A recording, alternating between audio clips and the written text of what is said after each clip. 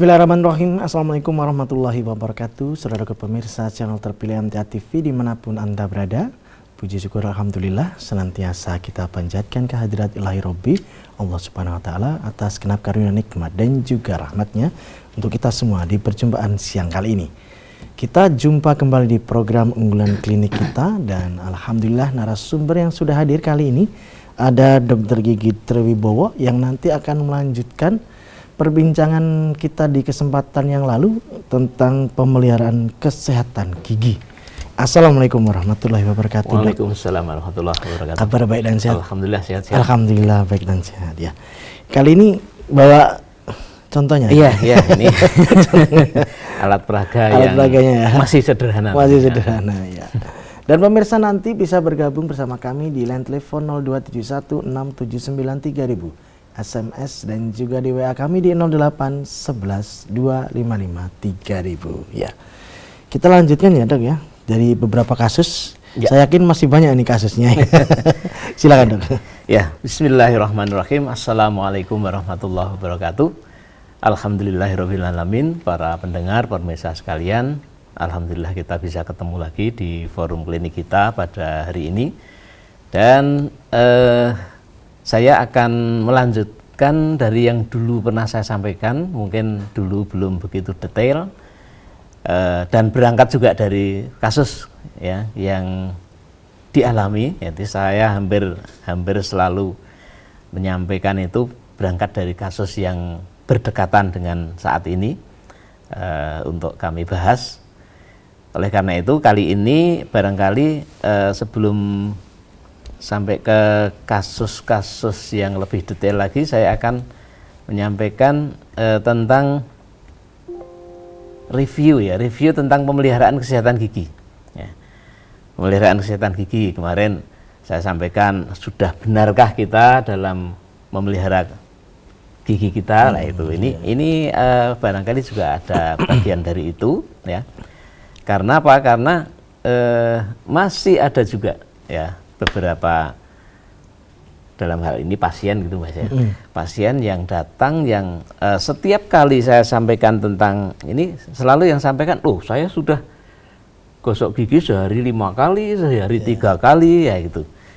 Nah, kadang-kadang saya juga sampaikan aja, Mas atau Mbak atau Bu atau Pak itu ya berapa kali pun penjenengan gosok gigi selama gosok giginya itu tidak benar dalam tanda petik, termasuk waktunya, waktu itu dalam arti saat gosok gigi itu, durasinya ya. Kemudian durasinya, lamanya, itu tetap hampir seperti tidak berarti. Gitu. Apalagi kalau menggunakan pasta gigi dan ternyata pasta gigi itu punya aturan khusus, tidak dipatuhi ya sama aja. Karena ada pasta gigi yang cara pakainya itu beda dengan yang lain. Ada. Nah, makanya nanti kalau beli pasta gigi, misalnya ganti itu harus dibaca betul. Jadi bungkus itu bukan hanya sekedar packing aja ya. Nah, itu bukan hanya itu. Ada kadang-kadang di sana cara pemakaian. Nah, itu harus dipakai, harus perhatikan. Seperti saya pernah juga mendengar dari pakar itu, kalau kita mau baca buku, jangan dikira kata pengantar itu enggak penting di situ, justru itu yang akan mengantarkan kita untuk memahami isi buku. Nah, itu termasuk saya tuh jarang baca kata pengantar. Ya. Jadi pertanyaannya itu klasik, sama hampir dari waktu ke waktu ya. Kok gigi saya kok masih berlubang juga padahal sehari 5 kali. Terus pertanyaan berikutnya biasanya, apa ada Dok obat yang bisa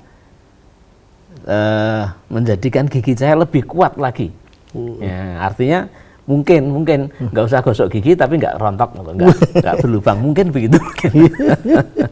Nah, oleh karena itulah para pendengar pemirsa sekalian ya, seperti itu gambaran. Barangkali para pendengar pemirsa juga seperti itu. Banyak yang merasa sudah memelihara kesehatan giginya dengan baik, ya, gosok giginya sudah benar, tapi ternyata kok masih kerokok juga. Nah, ini terus kenapa gitu ya? Nah, maka ini saya perlu untuk sekedar mengulang barangkali nanti saya akan berusaha agak lebih detail tentang kemarin gitu ya, dalam menyampaikan hal ini ya. Tetap saja sebagaimana yang saya sampaikan di kesempatan yang lalu, kasus yang terbesar atau kelainan yang terbesar yang ada pada gigi dan mulut itu tetap sama, gigi berlubang. Yang paling banyak itu. Nah, sekarang bagaimana kita mensikapi gigi berlubang itu? Ya. Yang jelas, kalau gigi berlubang, ya, ini banyak kasus juga yang dialami. Banyak di antara kita itu yang menganggap kalau tidak muncul rasa sakit, it's okay, rapopo gitu ya.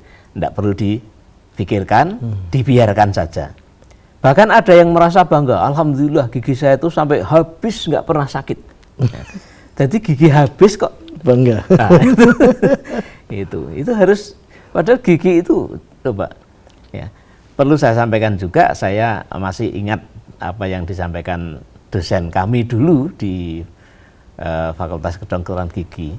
Ya, secara garis besar, secara bodon itu tugas dokter gigi itu bagaimana mempertahankan gigi itu lebih lama lagi di rongga mulut. Jangan sampai dicabut. Jadi malah salah kalau misalnya sakit cabut, salah. Bagaimana kita mempertahankan gigi kita di rongga mulut selama mungkin. Walaupun sudah kerowok misalnya, harus dicari upaya bagaimana supaya bertahan lama di rongga mulut. Ya, jangan mudah-mudah dicabut. Itu yang harus diperhatikan. Maka orang yang giginya berlubang, ya nanti kita bisa lihat simak juga, kok gigi bisa berlubang, kenapa itu bisa. Kalau gigi berlubang itu nanti harus secepatnya diupayakan bagaimana proses berlubang itu berhenti. Satu itu. Kemudian yang kedua, bagaimana yang sudah berlubang itu menjadi tidak berlubang supaya tidak lebih parah lagi. Nah, sehingga bisa berfungsi seperti sebelum berlubang. Itu satu prinsip yang harus dipahami. Ya.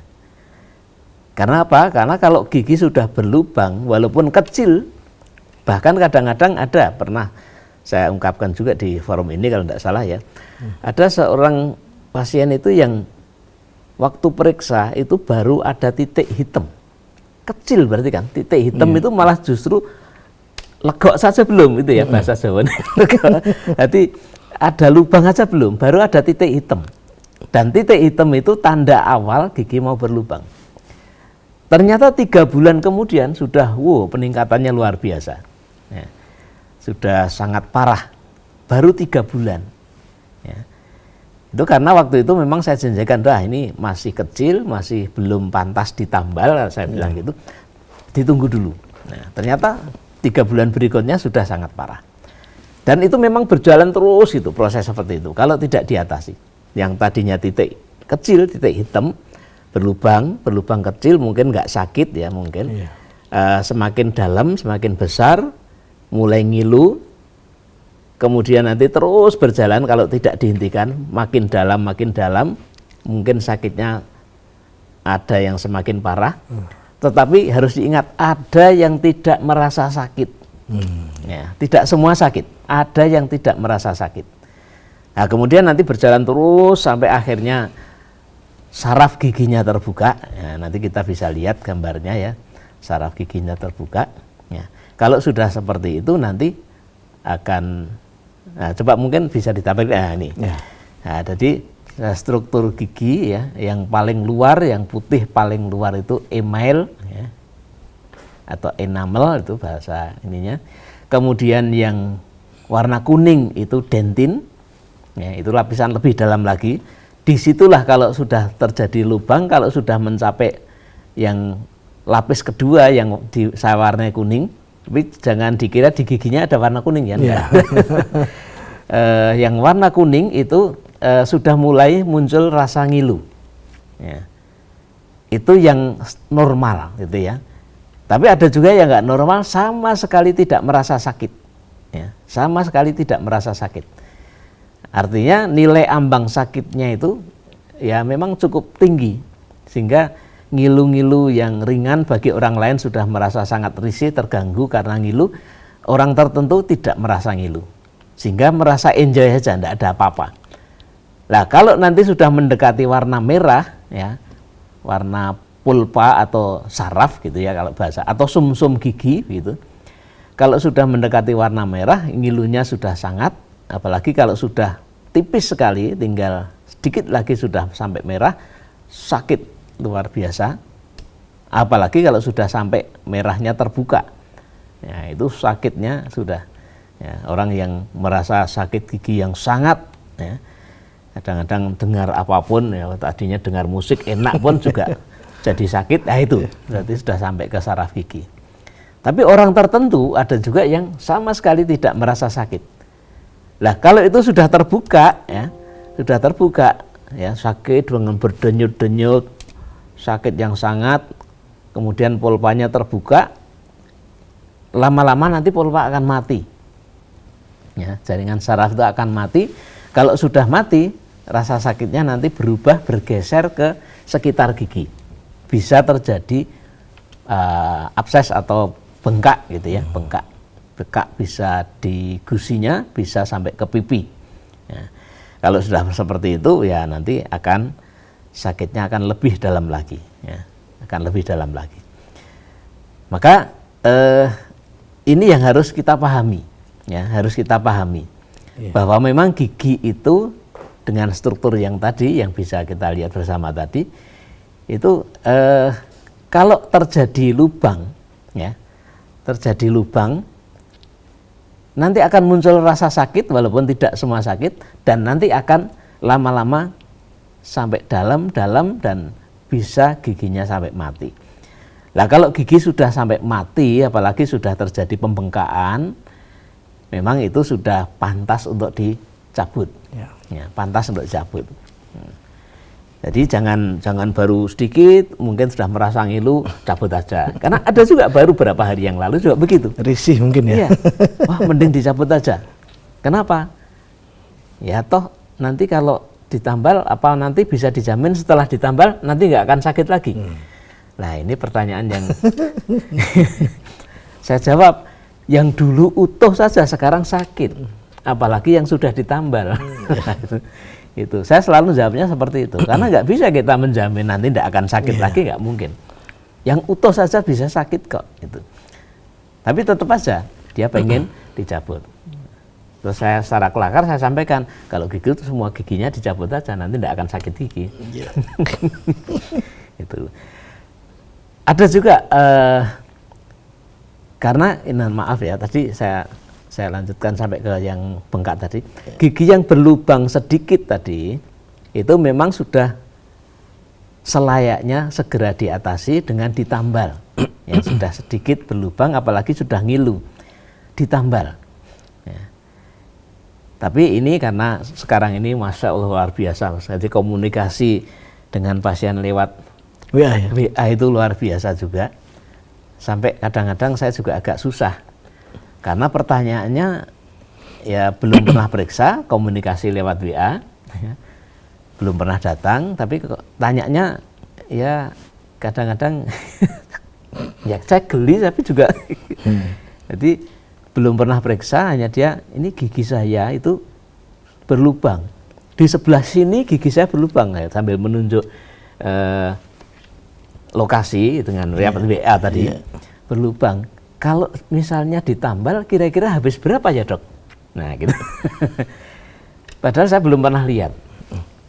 Tadi saya terangkan tadi bahwa gigi berlubang itu bisa kecil, baru lapisan yang putih tadi yang digambar tadi, ya. Kemudian bisa meningkat ke lapisan yang kuning, ya. Coba bisa dilihat lagi di gambarnya biar agak jelas. Nah itu di lapisan putih, sebentar, yang sebelumnya tadi, ya. Kalau baru di lapisan putih itu bisa sekali datang selesai, ya. Selesai.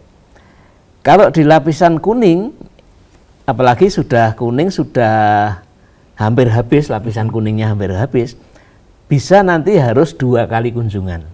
Ya, 2 kali kunjungan. Apalagi kalau sudah sampai yang lapisan merah, yang sampai ke saraf gigi, itu 5 kali kunjungan baru selesai. Nah, tahapan-tahapan ini harus dilalui dan saya harus memastikan dengan melihat kasusnya. Ya. Lihat kasusnya baru nanti bisa ditentukan, oh ini sekian kali, ini sekian kali, kemudian nanti prosesnya demikian sehingga nanti diperkirakan biaya sekian. Nah, itu mungkin bisa nanti di klinik. Tapi kalau lewat WA susah. Ya. Maka saya selalu sampaikan, ya silahkan aja nanti datang ke klinik, nanti saya lihat dulu, baru saya bisa memperkirakan. Nah itu tingkat keparahan itu. Nah, tapi karena memang sekarang ini kan model layanan-layanan banyak yang online, sehingga anggapannya semua bisa diprediksi secara online. Nah itu. Pakai video call, nih lihat gigi saya. Nah nanti nambahnya lewat online juga. Iya, online. Di download, silakan kalau mau nambah download sini. Ya, jadi itu kasus. Bahkan juga ada yang sekilas itu pada saat kunjungan pertama saya hanya melihat karena kondisinya sakit dan saya tidak memungkinkan untuk berbuat lebih jauh. Ya. Itu ternyata walaupun kelihatannya kecil lubangnya, tapi tingkat keparahannya luar biasa, bisa terjadi seperti itu. Jadi dalamnya gitu. Iya, jangan terkecoh dengan yang dari luar kecil. Bahkan satu bintik itu bisa masalah di bahkan dalam. saya pernah dari luar itu dengan alat yang seujung jarum itu pun nggak kelihatan, nggak terdeteksi kalau ada lubang. Ya. Taunya itu setelah beberapa kali datang. Ya, setelah beberapa kali datang saya sudah sempat jengkel, saya perkirakan hanya sakit aja di gusi atau di apa. Ternyata masih kesakitan. Nah, akhirnya ya sudah, secara spekulasi saya bor. Nah, ternyata apa? Saya nggak tahu apakah mungkin lubangnya ketutup tulang atau apa, dia makan tulang, saya nggak tahu ya. Tapi yang jelas setelah dibor itu ternyata di dalamnya lubangnya luar biasa gede. Ngerowok gitu ya. Iya. Nah, itulah baru tahu. Ya. Dikorek-korek pakai alat di luar enggak apa-apa, seperti enggak lubang. Nah, ini yang seperti ini juga harus kita waspadai ya. Itu. Nah, jangan hanya terkecoh dengan yang di luar. Ya. Nah, kemudian tadi kalau sudah cukup dalam, bisa 2 kali, bisa yang kuning tadi bisa 5 kali kalau sudah sampai ke saraf gigi. Nah, itu harus menjadi pemahaman, ya. Karena apa? Karena ada juga yang mudah-mudahan tidak akan terjadi lagi, karena saya mungkin kurang dalam memberikan pemahaman secara lengkap, secara detail. Akhirnya yang harusnya 5 kali kunjungan baru 1 atau 2 kali kunjungan berhenti, karena sudah merasa enak. Gitu nah ini, nah ini kalau nanti datang lagi 1 bulan lagi datang, kemudian kondisinya menjadi parah, ya kayaknya kok ditambal di sana ternyata hanya sekian tidak awet, hanya sebulan ternyata sudah ini. Padahal sudah dijelaskan, ya. Ini yang tadi saya katakan, kayaknya kita itu memang termasuk di sini barangkali harus ini. Sudah diberitahu 5 kali nanti, 5 kali kunjungan baru selesai. Baru ada juga yang baru 2 atau 3 kali. Masih datang lagi, Dok. Nah, ini yang saya kira harus gini ya. Nah, kemudian kasus lanjut kalau misalnya sudah sampai parah, sudah tidak bisa dengan 5 kunjungan pun nggak bisa, lah sudah selesai. Sebaiknya dicabut. Nah, sebaiknya dicabut. Nah, kalau sudah dicabut nanti ya seperti yang ini. Maaf. Contoh ini. Kalau misalnya gigi itu ada yang ompong kayak gini, ya, ompong, dicabut, tidak dilakukan apa-apa, nanti atasnya nanti modot. Nah, ini bisa dilihat ya. Nah, di dekat lagi enggak bisa. Yang ininya aja, yang ini. Nah, ini, jadi giginya akan modot, ya memang saya nggak punya alat peraga yang lebih gede lagi. Ini modot gini, kalau sudah seperti itu ya sudah. Kalau terpaksa harus diambil, ya harus diambil, ya harus ditindaklanjuti, jangan sampai modot. Berarti harus ada gigi tiruan. Nah, gitu. Ya. Itu follow up berikutnya ya, Iya. yang terakhir itu ya. Ya. Ya. Jadi pada dasarnya ya, kembali ke yang di awal tadi, gigi itu bisa kerowok itu yang janji saya awal tadi. Itu karena apa? Karena ada beberapa hal yang memang harus disikapi dengan baik. Ya. Ini wujudnya pengulangan, tapi mudah-mudahan saya akan sampaikan lebih ini lagi. Karena mungkin bisa disampaikan yang gambar satunya, yang monggo ditampilkan satunya. Ya, ini ya, yang satunya ketutup saya enggak apa-apa lah, itu ya lengkap. Jadi yang lingkaran putih itu, jadi ini saya menggambarkan proses terjadinya gigi, kenapa kok bisa kerowok, bisa karies, gitu, bisa kerowok. Karena apa? Karena ada gigi. Ya, kalau nggak ada gigi nggak akan kerowok itu. Nggak bakal ngalamin kerowok. Yang saya lingkari putih itu gigi. Ya. Lah kalau hanya gigi tok nggak ada apa-apa juga nggak akan kerowok. Ya, yang berikutnya apa? Ada sisa makanan, yang lingkaran merah itu. Ya, ada sisa makanan. Maka saya selalu sampaikan juga di forum ini, selama tidak ada sisa makanan yang nempel di gigi, gigi tidak akan kerowok. Ya, gigi tidak akan kerowok. Nah, itu yang faktor kedua. Yang ketiga, yang lingkaran biru, ada mikroorganisme atau kuman, gitu aja lah ya, kuman. Gitu. 3 ini yang utama, ya, 3 ini. Ada gigi, ada sisa makanan, ada mikroorganisme. Ya. Gigi kita butuhkan memang. Ya. Kita biar lengkap, enggak usah dikelihatan saya saja, enggak apa-apa Mas. Biar menyampaikannya biar agak ini. Nah, itu. Gigi memang harus ada. Kita kalau nggak punya repot. Nah, sisa makanan. Nah, ini yang bisa. Soalnya kalau mikroorganisme, kuman itu nggak bisa hilang. Selalu tetap ada ya. Akan ada. Karena masih hidup. Ya. Dan itu ada mikroorganisme atau kuman atau bakteri yang dibutuhkan. Ya, di mulut itu dibutuhkan, harus ada. Kalau nggak ada malah nanti bermasalah. Nah, bermasalah. Karena apa? Jangan dikira di dalam tubuh kita pun juga banyak mikroorganisme yang bermanfaat. Ya. Dan itu menjaga keseimbangan di dalam tubuh kita. Termasuk yang di rongga mulut itu mikroorganisme berguna.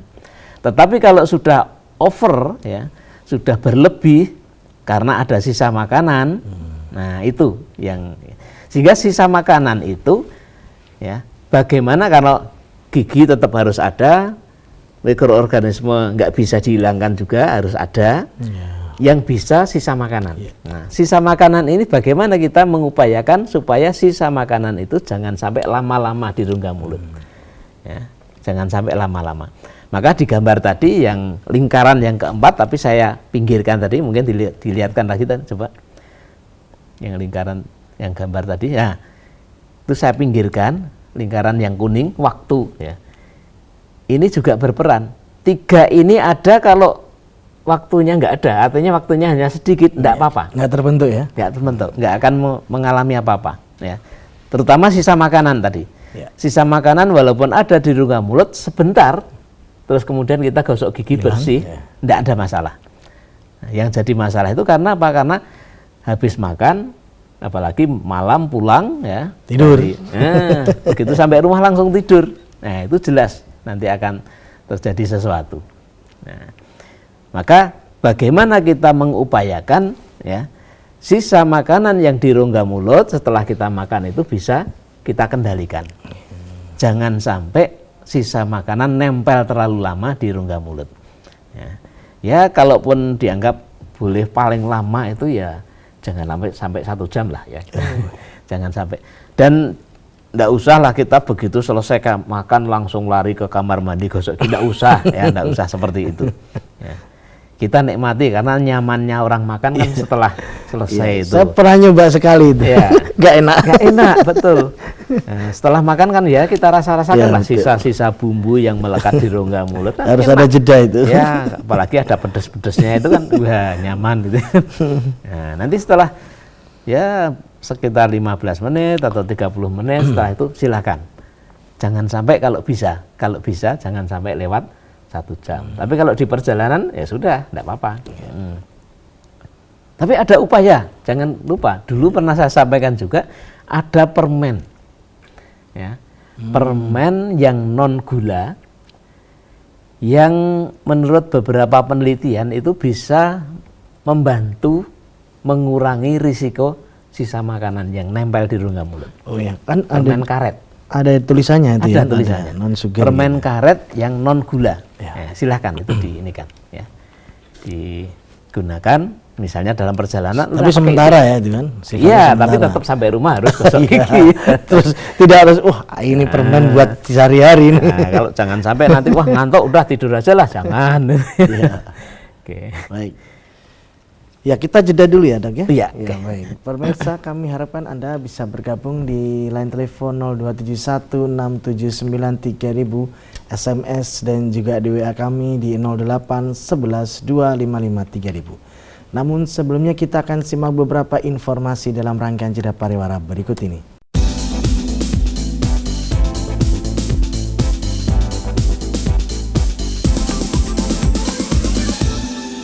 Baik, saudara pemirsa channel terpilih MTA TV dimanapun Anda berada, terima kasih Anda masih setia bersama kami, khususnya di program unggulan klinik kita di kesempatan siang kali ini. Kita bacakan ya, Dok, yang ada di SMS dan WA yang sudah masuk. Yang pertama dari Ibu Wati di Boyolali. Saya ini memiliki gigi yang sudah banyak ompong, Dok. Singkat ceritanya, saya sering bolak-balik ke tukang gigi.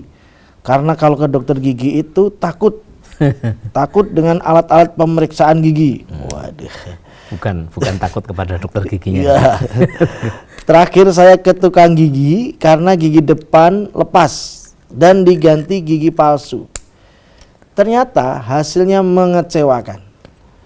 Pertanyaannya, apa ada obat atau zat untuk melepas gigi palsunya itu, Dok? Demikian. Ya. Ada salah ini. Jadi memang kadang-kadang kita itu nggak pengen susah-susah ya.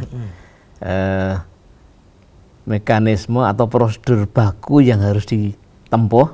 Satu contoh misalnya pasien yang mestinya harus ke rumah sakit, ya, maunya ya udah nggak usah di rumah sakit aja. Padahal itu satu hal yang harus, ya. Termasuk juga gitu.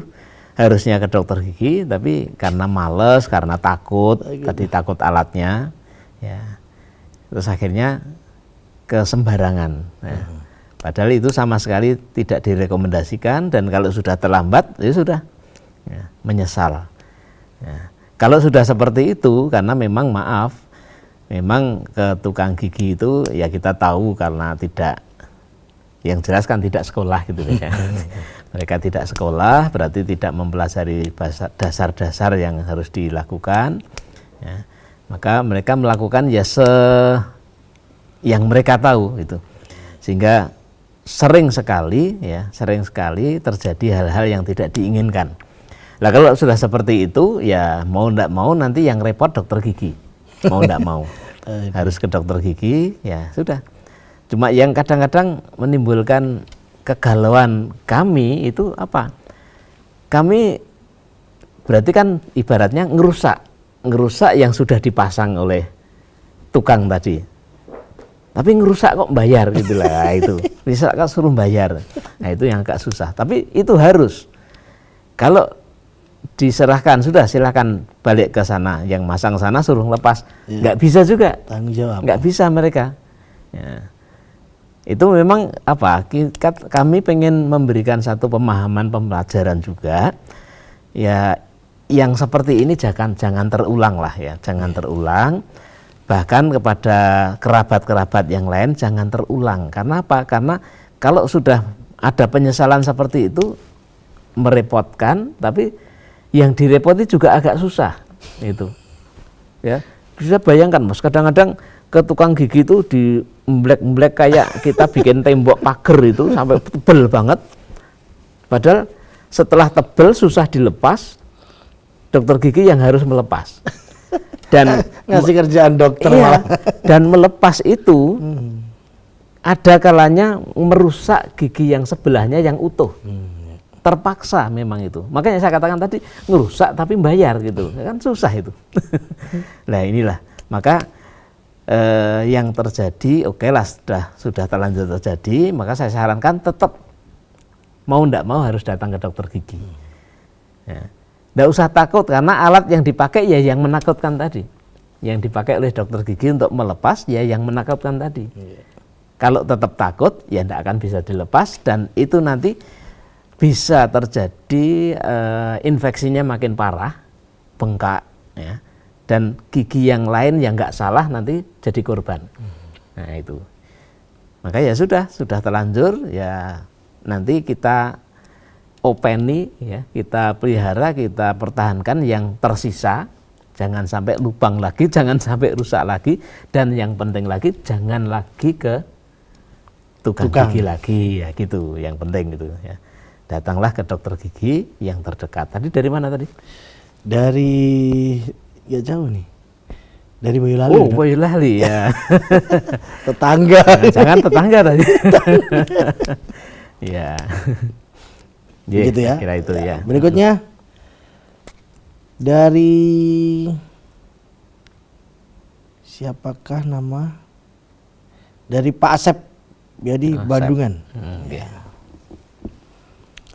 Gigi dalam saya yang buat mengunyah, yang tengah tinggal separuh, dan yang sebelah kiri sudah berlubang, tidak pernah dibuat mengunyah karena terasa tidak enak. Apa ada dampak menyebabkan tidak sehat ke anggota tubuh lainnya, dok?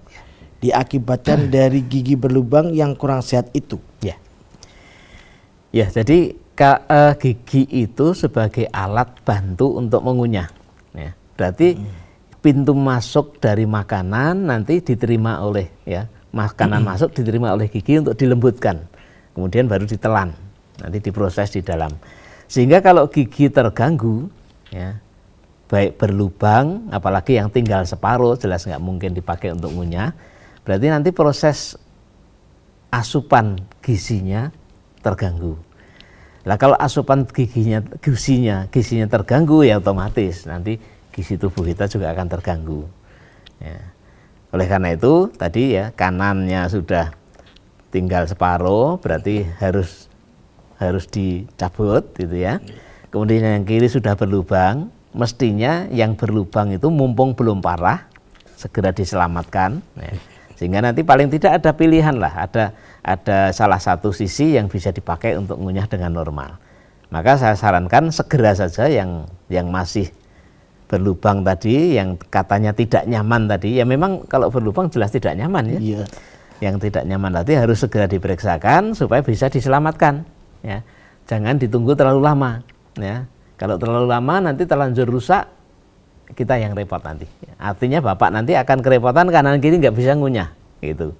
Maka secepatnya saja. Adapun yang kanan yang sudah tinggal separuh tadi, sebaiknya segera dicabut, dan supaya bisa untuk mengunyah lagi, silahkan datang ke dokter gigi terdekat, jangan ke tukang gigi gitu ya, ke dokter gigi terdekat, kemudian nanti dipulihkan, ya, dipulihkan supaya nanti bisa digunakan untuk ngunyah seperti semula, ya, agar gitu. tuntas ya. Ya, itu. Baik. Apalagi kalau masih muda, ini tadi nggak ada umurnya ya. Ya, apalagi kalau masih muda, masih masa pertumbuhan, ya sayang jangan terjadi itu ya.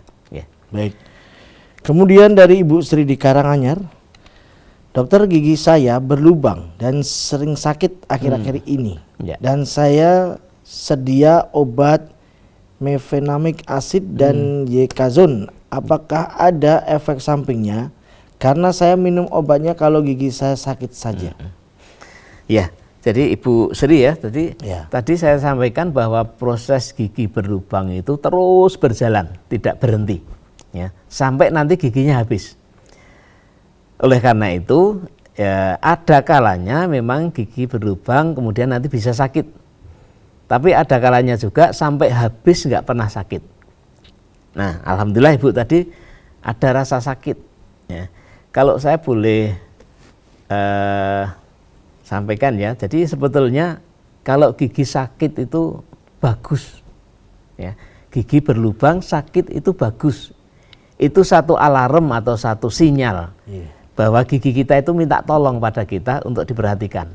Ya, harus dibawa ke dokter gigi untuk diatasi. Ya.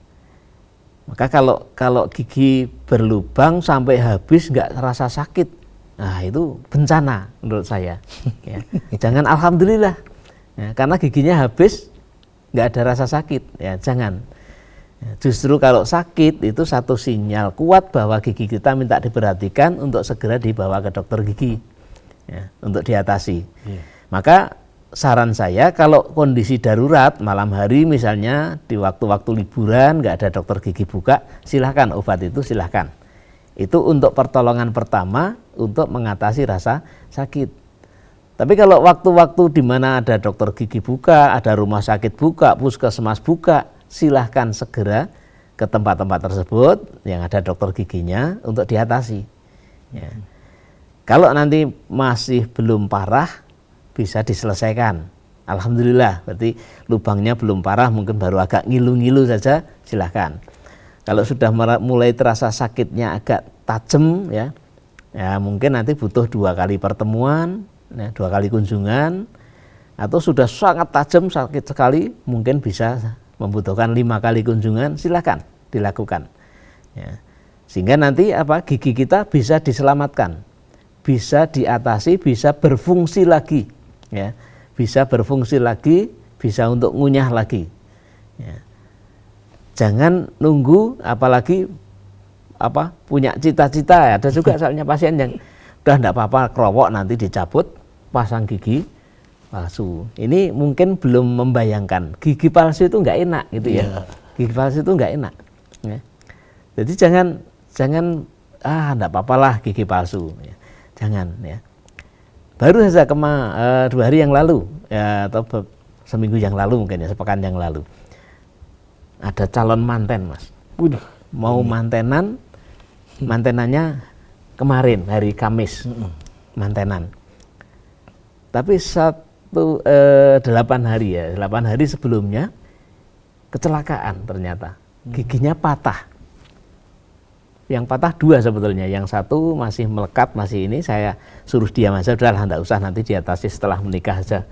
Paling enggak nanti di foto masih ada. Masih ada ya. Dan satunya yang patah itu oke, saya atasi dengan ya agak cepat juga sebetulnya, memang mestinya belum, ya paling enggak sekitar 14-an hari, tapi itu saya kejar persingkat. momen kan ya. Ya. Itu H-1 baru selesai. H-1 itu pun ya agak dak-dikduk juga, mudah-mudahan tidak ada apa-apa gitu ya. Karena sudah khawatir kalau difoto nanti bolong. Nah, itu karena ya mungkin karena putri juga, kebetulan putri ini, Mas. Putri, jadi dia merasa enggak siap dengan, apalagi waktu itu saya terangkan juga, coba dibayangkan kalau sampai ompong gigi depan pakai gigi palsu, ya. Acaranya malam hari, nah, terus pas mau gosok gigi ke kamar mandi, giginya disikat, akhirnya mencelat, kena sikat di sikat itu, tersangkut sikat, mencelat ke, itu ada kejadian masalahnya, bukan hanya karangan cerita, bukan, pengalaman. Ada kejadian seorang yang pakai gigi tiruan disikati di kamar mandi, ternyata mencelat, ya, bahasa Indonesia apa mencelat? Terlepas mencelat, ya. Terlepas beda, mencelat yang bener itu. Mencelat masuk ke kloset. Coba dibayangkan. Oh, ini kayak komedi ya. Iya, masuk ke kloset. Ya. Lah kalau udah masuk ke kloset, masa kita mau tega diambil terus dipakai lagi? Ya. Nah, ini wah. Ini kejadian bukan karangan. Ada pasien yang seperti itu. Putri juga, betul. Ya, ini harus ini namanya diperhatikan. Apalagi ini saya jadikan ilustrasi kalau manten, ya, habis resepsi, habis acara walimahan, kemudian ke kamar mandi, terus seperti itu apa yang sudah dilakukan? Nah, gitu. Belum lagi kalau si suami ternyata belum tahu. Belum tahu kalau istrinya kayak gitu. Nah, bisa ribet. itu ya. Harus Maka waspada nih. ini betul-betul jangan gampang-gampang cabut gigi, termasuk ibu tadi secepatnya lah, mumpung giginya yang tadi ya, yang satu katanya masih ini tadi, segera ke dokter gigi untuk diperiksakan, mudah-mudahan bisa diselamatkan. Gitu. Ya, baik. Ya, baik, kami sampaikan terima kasih atas pelajarannya di kesempatan kali ini. Kita lanjutkan lagi, tidak ada masalah ya dengan untuk perjumpaan mendatang. Insyaallah. Nanti bisa. Kebetulan materinya juga belum selesai. Belum selesai ya. Memang tidak bisa tuntas satu perjumpaan, pasti butuh beberapa kali. Namun demikian kami sampaikan terima kasih untuk kesempatan kali ini. Selamat melanjutkan aktivitas. Assalamualaikum warahmatullahi wabarakatuh. Waalaikumsalam warahmatullahi wabarakatuh. Baik saudaraku pemirsa channel terpilih MTA TV dimanapun Anda berada, demikian tadi telah kita simak dan ikuti bersama program unggulan klinik kita di kesempatan siang kali ini. Kita jumpa kembali di kesempatan mendatang dan saya Tommy Al-Fatoni pamit undur. Assalamualaikum warahmatullahi wabarakatuh.